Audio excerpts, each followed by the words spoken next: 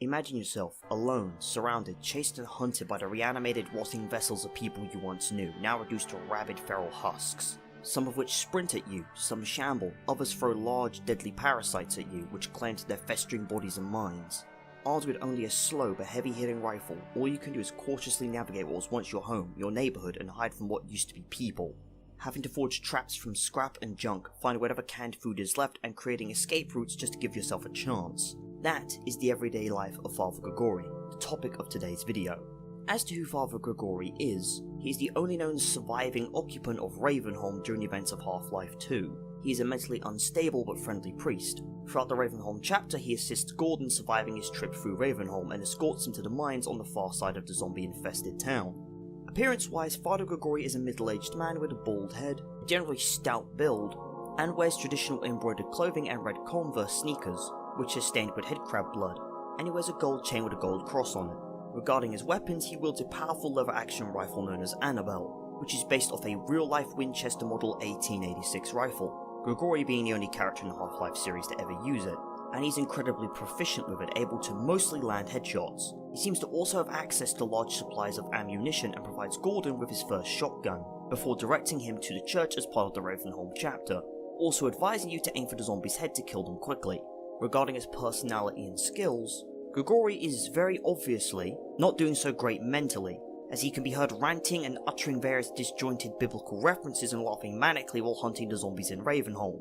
And while it's unknown if his laughter and religious references are a symptom of his insanity or merely aspects of a dark sense of humour or possibly some sort of coping mechanism, I'm gonna be honest, considering the context of those headcrab zombies formerly being people who lived in the town, people he knew, and with the dialogue of him saying stuff like, "I remember your true face," and "the grave holds nothing worse for you," and "you meant no harm," among other phrases and bits of dialogue, it's very clear that Grigori is aware of the headcrabs and their control over their victims, and that the most he can really do for them is to put them out of their misery as quick as he can. His faith guiding him to do that because he believes it's in their best interest, and that's probably the only thing really mentally holding him together. But anyway, his laughter could probably also be a form of chronic reactive psychosis, which while it's not a recognized mental disorder in itself, it is brought on by the experiences of extremely traumatic or stressful events similar to PTSD.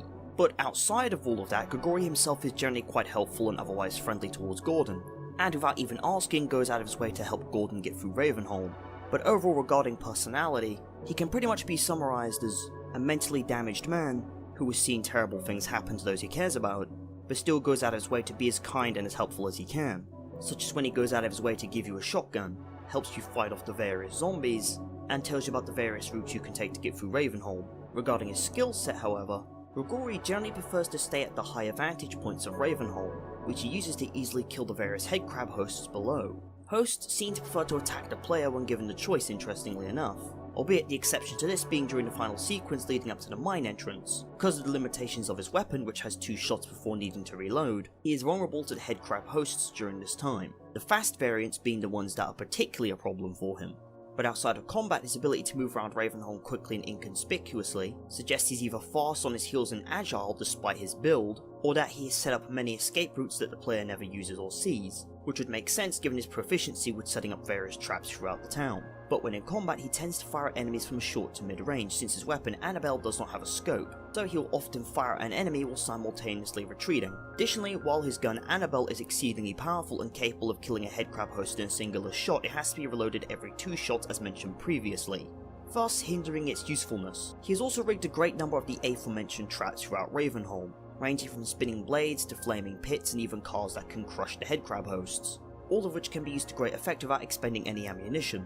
And with that, regarding the fate of Grigori towards the end of the chapter, circumstances surrounding his last encounter raise questions about his potential survival in the aftermath of the Citadel's destruction. And when you consider that Gordon's journey from the site of the Citadel explosion to Black Mesa East took 2 to 3 hours, it can be estimated that Ravenholm is around 20 to 40 kilometers from City 17.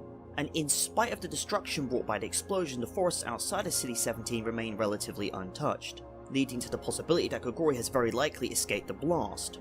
And while we can't definitely determine whenever he evaded it or not, even if Ravenholm was unaffected, given his nature, he'd probably decide to remain and continue fighting the headcrab hosts inhabiting the town. But ultimately, it's worth noting that his fate is left open to interpretation intentionally. Furthermore, the developers have stated they do not intend to revisit the character in future installments of the series, which is a genuine shame as I would have liked to have seen his character again. But ultimately, I think, at the end of Ravenholm, after he blows up the gas tanks and runs into the crypt, laughing while shooting at zombies, running through the inferno, clearly being unaffected by it, him subsequently disappearing into the crypt probably means he went below ground, meaning he's very likely still alive. Because in all honesty, I cannot imagine Grigori managing to fumble and get himself cornered like that. He knows Ravenholm far too well to get himself cornered.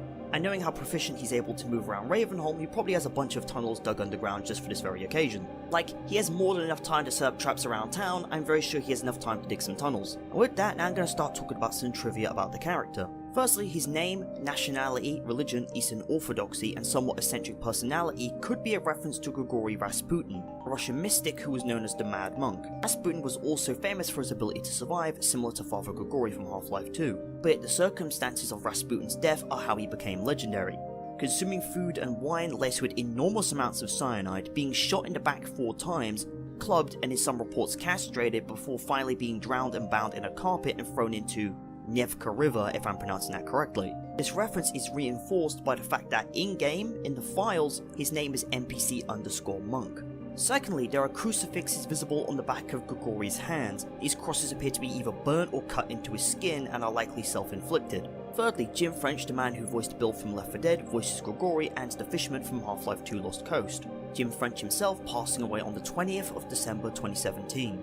Fourthly, despite what many believe, his weapon is not a shotgun, it's a lever-action Winchester 1886 carbine, likely armed with .348 Winchester rifle ammunition. And fifthly, it's implied that Grigori very much misses the human inhabitation of Ravenholm. This is very much indicated when the player dies, as he will say, "Yet again, I am alone," in a very obviously saddened tone, and during the trek through the Ravenholm cemetery, when you encounter zombies, he will say, "I still remember your true face," as mentioned before. And with that, we've covered the trivia. Now I'm going to give my thoughts on Grigori as a character. Firstly, I think Grigori symbolically represents the indomitable nature of the human spirit in its own unique way.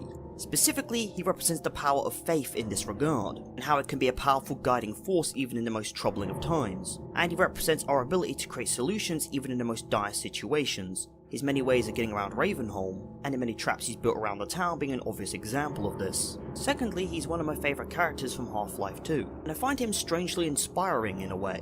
As from my perspective as a religious leader myself, Grigori's faith is probably the only thing really holding him together mentally, and is what gives him the strength to battle through the undead hordes he once knew as his flock. As in, his faith is the thing that's giving him the strength to do what he knows has to be done. And as the founder of Scarletism, I hope the guidance I can give to people through the Scarlet Queen's holy book can give others strength too. Like, I'll be honest with you, Scarletism has given me the strength to keep going at my absolute worst, and has helped out some of my friends. So in a way, I can semi-relate to Grigori myself, albeit not in the exact same way. And thirdly, I want to talk about why Grigori is such a memorable character. First is the absolutely legendary way he's introduced.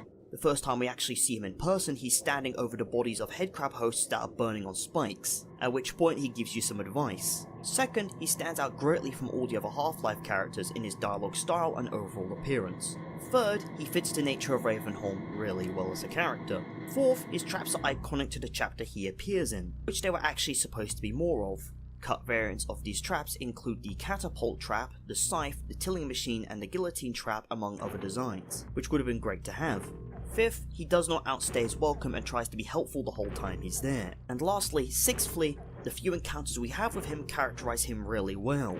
We are introduced to him through his actions and then through his words, and a mix of both towards the end. A mix show don't tell with giving the player actual exposition. First they show you what's going on, you kind of figure it out for yourself, and then you learn from him later on what's going on, which confirms the ideas going on. A combination of initial observations from the player and context given from Grigori allow the player to easily understand what's happening in Ravenholm without him yapping for 2 hours straight, which is a lot more digestible than the average Pyro Live slop video. And while I'm tempted to sit here and go on a bit of a small rant about how I don't like the state of his content that's not related to the video, back on track. Anyway, in summary of Grigori as a character, he's a mentally damaged but well-meaning monk who inhabits the headcrab-infested remnants of what was once Ravenholm. Kept strong by his faith, he'll go out of his way to put as many headcrab hosts as he can to rest to put an end to their misery. But at his core, he represents the indomitable nature of mankind's spirit and our ability to create solutions in the most dire situations. And he'll always be remembered as the badass, slightly crazy fella he is, primarily because he stands out as a character. And with that summary, that's the end of the video. Good day, good afternoon, good night, see you around.